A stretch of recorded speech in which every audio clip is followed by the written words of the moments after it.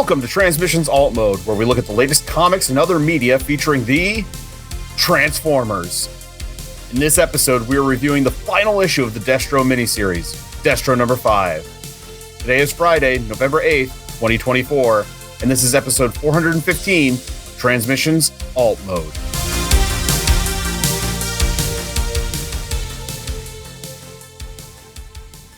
Welcome to Transmissions Alt Mode, a podcast that is not above calling down an orbital strike if we need to. I'm your host, Jeremy, aka Yakko, and I'm joined by the excellent Transmissions team, Scott, the illustrious Dr. Pant. Hello, everyone.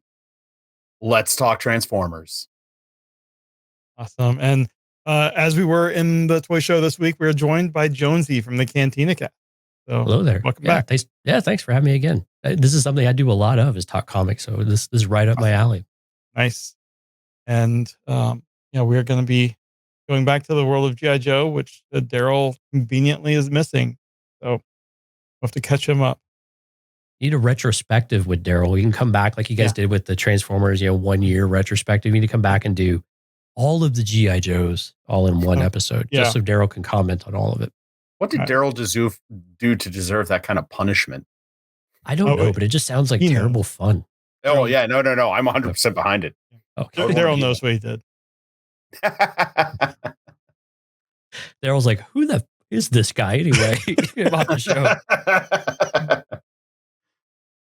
Yeah. All right. Well, as always, let's get started by thanking our Donatrions, who are the awesome people that support our show by going to transmissionspodcast.com/support. If you'd like to support as well, you can get some awesome bonus content, such as We Like Big Bots, which Daryl and Dr. Pants, Dr. Pants is the headliner there. They talk about bigger bots, as you mentioned in the last show, either bigger in stature or bigger in personality. Mostly just bigger because, I like big robots. So there are 14 shows out there on our Patreon page right now, and hopefully more is coming. If not, as we discussed, Charles will be very disappointed. Oh, like a knife in my heart. Don't let Big Daddy C be disappointed in me. I don't know if I enjoyed calling him that. Can we cut that? A lot of Charles, I'm sorry. I'm sorry. Conflicting emotions happen right now. Yeah. I'm sorry, Charles. We'll have to see who edits the show. Editor discretion. Love it. Yeah. But that might be a ringtone or something. All right. Well, we also have our live play RPG podcast, Empire of Rust. Season 3 is continuing with episode 127, Rake Us Your Leader, that is available now at transmissionspodcast.com/rust. If you are a Donatron, next week you'll be getting the bonus uncut episode of episode 128. I have no title for that yet, but check that out. And then the following week, that will be on the free feed. We also still have our Transformers #1 exclusive cover with art from EJ Sue that is available at transmissionspodcast.com/comic. And if you want it, just go there and you can get a copy. And we are still cheaper than the eBay reselling prices that Daryl has been seeing online. So you can get it from the original source and save some money. And then finally, until November 15th, you can save 15% off at toyhacks.com with the code TurkeyBots. This code can be used with your Robo Points, but cannot be used or cannot be combined with other discounts or promotions. And then after the 15th will be one of those promotions for Black Friday. So be sure to check out Toy Hacks. They have amazing things to enhance your figures, either through stickers or custom weapons or backgrounds and stuff. They're great. All right. So with all of that out of the way, let's get into a comic review.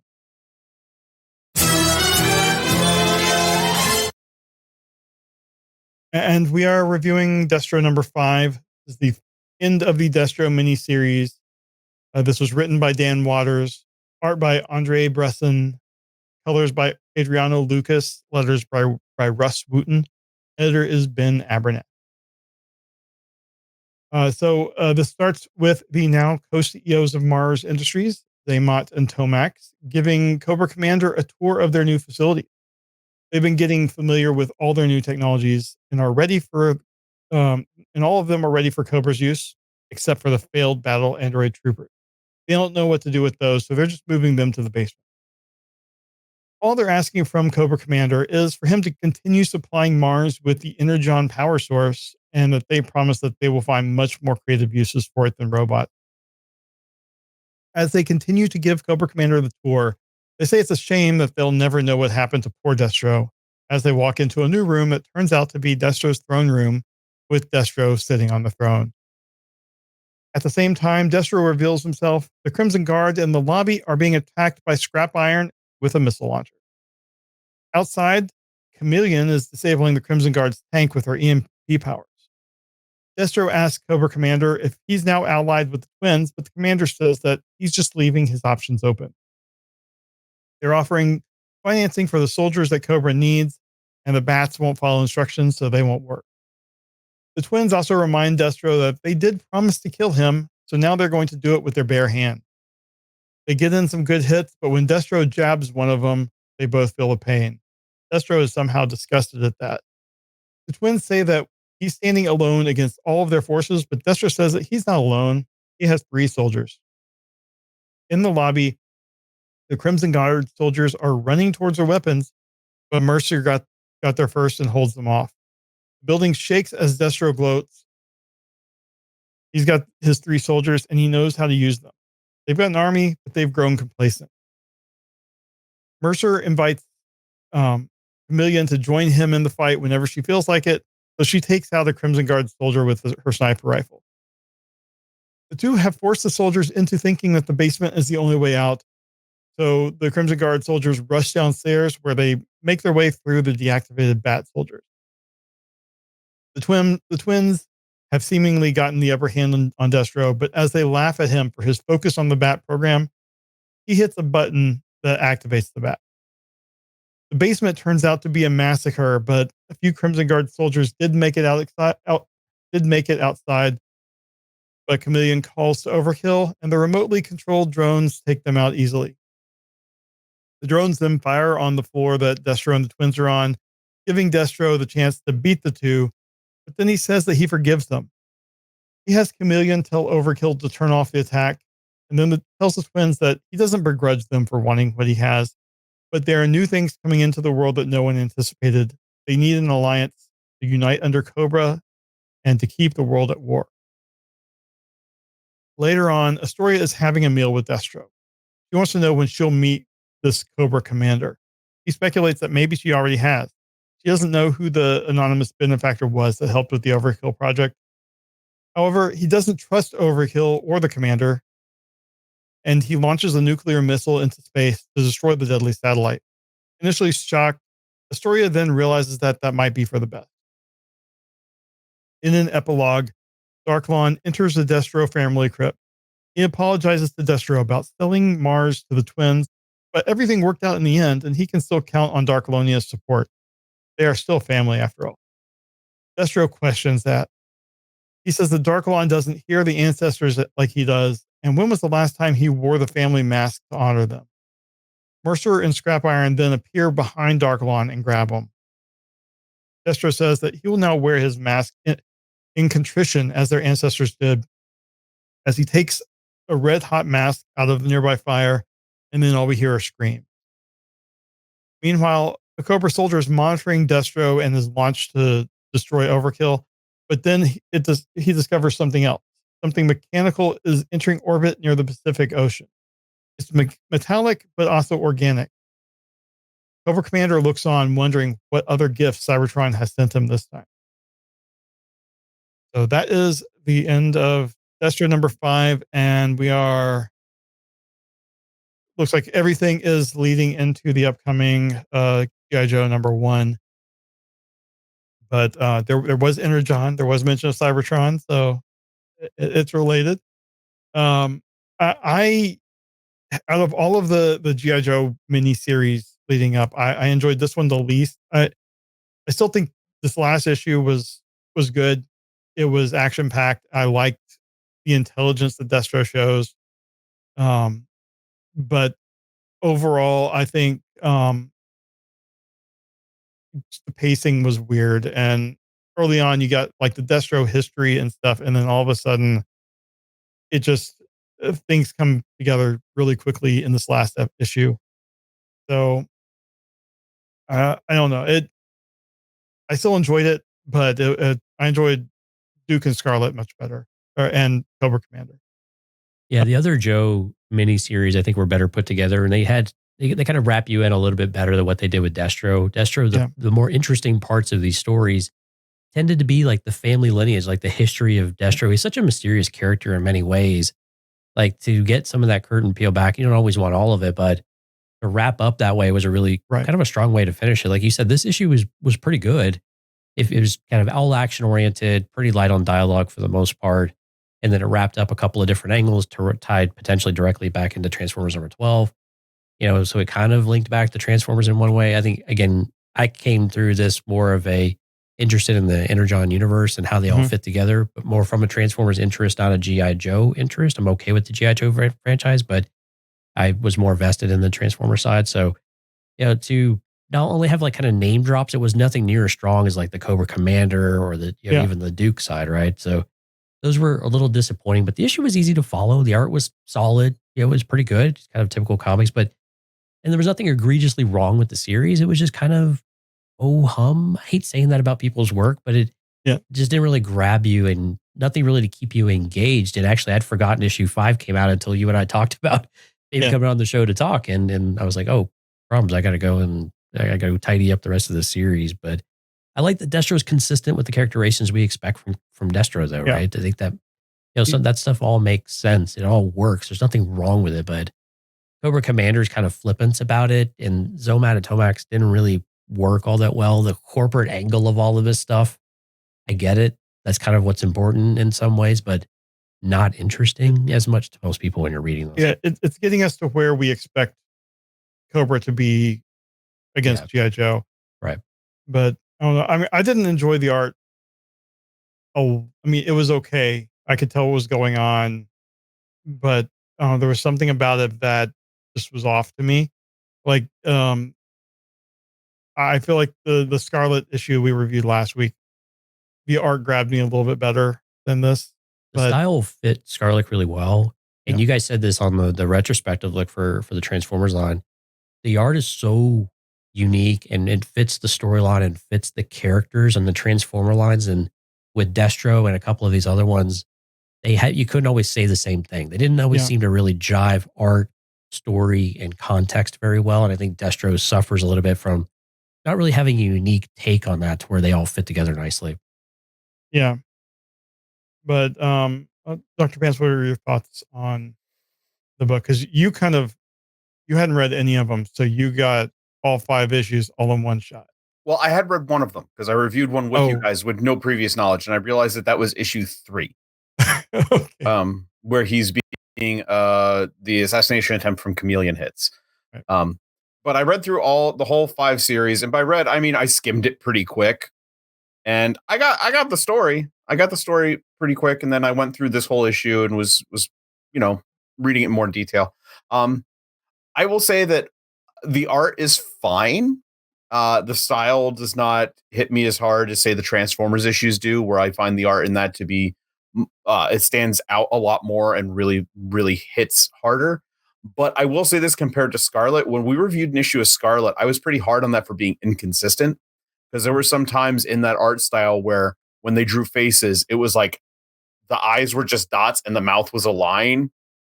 And like, I understand that when you pull away, like you lose some detail, but that was pretty bad in Scarlet. This at least is consistent. And I feel like the level of detail remains throughout everything. And I do enjoy that. It is pretty visceral in terms of action. And I enjoyed that. I did very much enjoy the kind of backstory into Destro through this whole series. Just because like Destro in like G.I. Joe is kind of more a mysterious character. It's like, why this metal-headed man? Why is he like this? And I mean, this is good. It's kind of like if if you were one of the few people that saw G.I. Joe Rise of Cobra, the Destro backstory we got there, I might be one of the only people that watched it. I saw it. I don't know what you're talking about. I don't remember the movie. I know I saw it, but all of it is out of my brain. Okay. I am not a big G.I. Joe fan. I do not know enough, but I do want to know, is the mask they put on Darklon like a reference to something? I think it was just the family, like everyone in the family had their own mask. Right, but because they're putting one on him and we get such a clear view of that design, I'm just wondering if it's like alluding to another G.I. Joe character, like a smaller bit character that we don't know about, because again, I'm not the biggest G.I. Joe fan. I don't know enough about G.I. Joe. Yeah, I think I think it might be a deeper cut than we're used to, so I'm just gonna let it go. The whole corporate background for the twins, I feel like, is also unnecessary. We didn't really need it.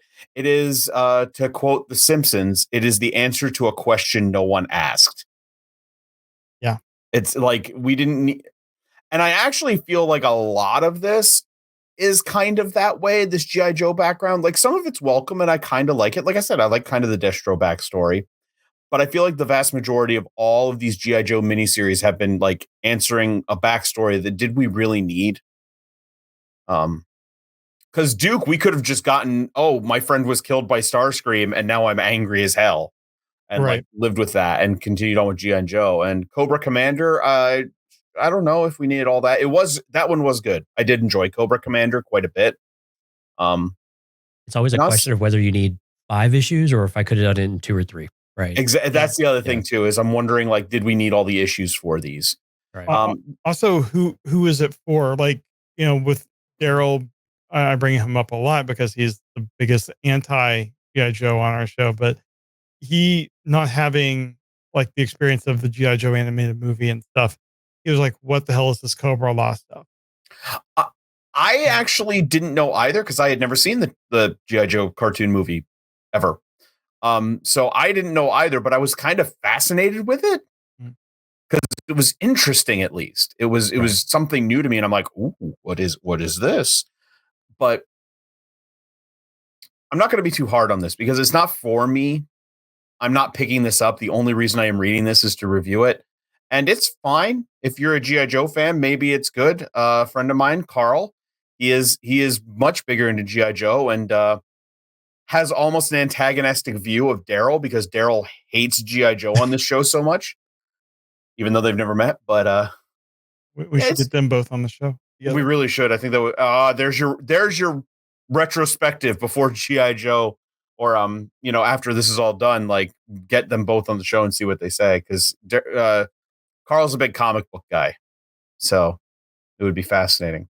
I was really just hoping these stories would tie in more to bridge the gap between the different franchises. I thought these as a precursor to some of that stuff, this would have done a little bit more. I didn't expect a whole lot, but I was hoping it would at least bring a little more tangential connection between them, referencing this new energy. I like that we kept that kind of like they don't know, so we didn't just sell it all out right away.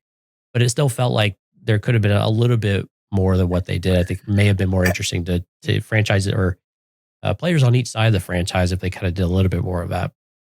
I kept wanting the drones or something to be a transformer in disguise. I thought that about Overkill. Yeah. Because they talked about that it was like AI and they had gotten it from, like, didn't they say that part of it had come from Cobra Law or something? Or is this some unknown technology? Yeah, I was waiting for that to pop up, and then they just blew it up. But then in the end, of course, we see that thing flying through space, and it's like maybe that came from well, no, because it's like after it blew up. I don't know. I think the thing that's crashing into Earth is the slice of Cybertron. Yeah, from TF-12. Oh, okay. Yep. Maybe so. But in the end, it seems like also this whole tying into the Transformers is just to give them Energon, which is basically say, did you ever wonder why the military forces on present-day Earth are using such advanced technology? Energon, and that was the whole thing. Again, it's almost answering a question that no one really asked about it. This is why they're shooting lasers. in G.I. Joe. Exactly. Yeah. But it almost makes you wonder, like, how are they going to coexist in the same universe when so much is happening on Earth? Yeah. And I know some people have speculated whether or not they're even in the same time frame or things like that, maybe different eras. But I'm just curious, why present them as in the same one if there's not gonna be like an epic crossover at some point? I think Work? there is. There will be. I think that's the big plan.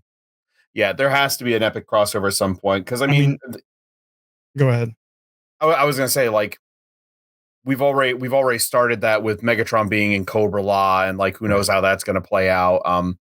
And the end of, is it issue 13 of Transformers where the human group, they pull out Starscream. So well, and then also the end, I think it was the end of the Duke miniseries where he's like forming G.I. Joe, and basically his goal is to go after the Cybertronians. Right. Yeah. A lot of things there. I wish Destro would have kind of done the same breadcrumb. Rather, Destro was much more subtle, which I think for some people probably works better. But go big or go home with the way that we're doing this and the other lines. Like, why not have a big reveal at some? And I like that idea a lot. That Overkill, there would have been more to it, and just blow it up at the end. I'm like, okay, now the one interesting thing kind of is not there anymore, where you could have tied these worlds in. Well, and there is also the idea that Overkill blew up, and it looks like that thing did fly through the rubble of Overkill. So maybe something will play out with that. I don't know. I might be reaching too. And there is debris from Overkill. Maybe it'll land, and maybe we'll find out more about that. One thing I am happy that they haven't been doing is like having the Energon turn inanimate objects into, live things like the live action movies did. Because that would be something so easy to do. That was not Energon. That was pieces of the Allspark. Oh. You remember Come those? on. I'm sorry. I'm just. But actually, Jeremy, no, it's a great point, because I was curious if that was where it was going, because they never really explained how they were able to take. At least I don't remember how they were able to take the Energon and actually do something else with it. They were like, "Yeah, we've got this, and we're figuring it out, and we've been able to apply it, but we don't really understand." There was no real background given that I recall in any of the series. I feel like we're going to start getting that because, well, like the Scarlet miniseries ended with that sword that's obviously Energon infused. Right. And I know you said you're not reading Void Rivals, but that's also playing into some of the Energon stuff out in space. I saw they had 2 volumes of Void Rivals, so yeah, I went out and picked them up. Yeah, it starts out with a Transformers spoiler, and then later on, like now that we're into it, we're getting a little bit more space. So I think they're playing with this idea very subtly, and they're calling it the Energon universe. So obviously Energon is going to be playing a big role in all of these stories, and it's going to come to a head at some point. Just wait for the issue when Cobra creates their own Cybertronian, Nightbird, and we get all of that put in here and whatnot. So, all right. Well, I think anyone else have any other comments on the book? I think we went further than I was expecting. I guess one last question for y'all. So, any desire to go read the G.I. Joe series when it officially kicks off, or only if if someone tells you, hey, there's a moment you need to know from a Transformers perspective, or any interest whatsoever in the G.I. Joe side, or is it a hard no now? It has always been a hard no for me, but only because I'm not a big G.I. Joe fan, and I have been at times massively too far into comics, reading too many things I did not need to read because the payoff was not worth it. So I think if it comes down to like, oh, there's a G.I. Joe in a G.I. Joe book, there is a moment that ties into Transformers, I think I would be more apt to look it up and just find that moment and see what it is than have to get into the series. And again, it has nothing to do with how good or bad the series is. It just doesn't interest me. And I don't want to have to read it just because it might connect to Transformers. But when they, of course, eventually do the crossover, I'll get into that and whatnot and read it for that sake. But the book itself, I won't be able to avoid it at that point. I would guess. No. And I'm all in, at least through the first arc. We'll be getting the review copies as well, but just in my pull list, I'm I'm all in to see where they go. Joshua Williamson is in my tier of writers where if he's writing a subject I'm even remotely interested in, I'm in. I got hooked on him on his Flash run, and just he does a lot of big DC stuff that I really enjoy. So I'm in for the first arc at least, and we'll see where it goes. You make a good point. The first arcs are usually pretty, like they can be really strong and be more interesting. And then if you fade, you fade. But at least you got the initial kickoff of it. You see where it's going. You give a good flavor for it. I don't know. Is G.I. Joe going to be a monthly series? It's an ongoing. So they've said that like this is the last, or I don't know which order they came out, but the miniseries are done for now, and they're just going to have Void Rivals, Transformers, and G.I. Joe. Okay. And those are going to be the Energon universe. Which isn't bad. Until we have events, and then we'll do all the crazy shit that goes with those. Yeah. I will say, Void Rivals, though, I am reading that, and I do enjoy Void Rivals a lot. Not just as an Energon universe book, but as a sci-fi kind of space opera. That's a good book. Yeah. Yeah, and that's what's the guy? The guy behind Skybound. Oh my! How did I forget his name? Walking Dead dude. Yeah, the guy who did Walking Dead. What's his name? This Daniel. No. Crap. This is where editing is going to be great. Yeah. I will look. Robert Kirkman. Thank you, Alex. Yeah, oh my God. Thank you. Yeah, sorry. So yeah, I mean, they've got heavy hitters on all the main books now with Robert Kirkman, Daniel Warren Johnson, and Joshua Williamson. Yeah. So quality wise, it's going to be good. I think for me, the G.I. Joe books, I'm going to fall off when it stops being about this interaction and it just gets into more G.I. Joe, Cobra, traditional stuff. Because I've tried over the years, and I can't stick with that. It's not worth it reading a book that you don't have a whole lot of interest in just for the hopes it connects to something else. Right. That's why I'm just not going to bother. I am glad that you guys gave me the opportunity to let me read most of the G.I. Joe books, but I'm very glad I did not spend the money on them because I have no urge to go back and reread them. Cool. All right. Well, I think that will ramp up alt mode this week. Shorter show because we do just have the three of us and blame TFCon. But I think I was we had a pretty good discussion about the book and the Energon universe in general. So before we go, Jonesy, give us another Cantina Cast plug. Yeah, I appreciate y'all having me on. CantinaCast.com is the best way to find it. We do podcast live streams. So whatever kind of floats your boat in that realm, we do deeper dive levels into Star Wars, usually what's coming out currently, but we'll also go and do comic books and books. We have a whole channel on the YouTube side that's all dedicated to the books and comics that Lauren does. So my partner Albert and I do the main public shows as well. So if you're interested in that, especially if you like longer format podcasts or live streams, CantinaCast.com. You'll be able to find all the links there. We'd love to have you out. Let us know you say hi in the live stream so we can give you a shout out on the screen. Awesome. Cool. Thanks for coming on. And Dr. Pants, Nerdstradamus, you got some good stuff going on. We do, because it was at the time this episode came out, of course, Halloween was last week. Up until then, my co-host Lambo was doing the 13 Days of Spoop. That is Spoop. I don't remember why we call it that anymore, but it's spoopy. Because it's spoopy, I guess. But he talked about his favorite horror movies. We actually also put out our own horror movie that he wrote and directed. I Am In is on the Nerdstradamus channel, so you can find all that in the link tree right next to my name if you're watching the video, or in the link that is in the show notes. But also, you can expect more stuff from us because we've been putting out videos again. We're back to it, baby. Nice. Awesome. And we also want to shout out our Masterpiece Donatrons, who are the ones that donate at the highest level. So thank you to John Forex, Levin Good, Demon Tech 82, and Steve C. I didn't have the notes up, and I'm like, I can do this. We say them every week. So thank you guys for supporting us, and thank you everyone for watching and listening. And we will see you next week. Bye. Bye-bye. Later. Thank you for listening to this episode of Transmissions. If you'd like to join the conversation, travel to our Discord channel at transmissionspodcast.com/Discord. Want some cool transmission swag? Feast your eyes on our transmissions gear at transmissionspodcast.com/shop. If you'd like to support our podcast, go to transmissionspodcast.com/support or tell your friends about our show. We'll see you next time.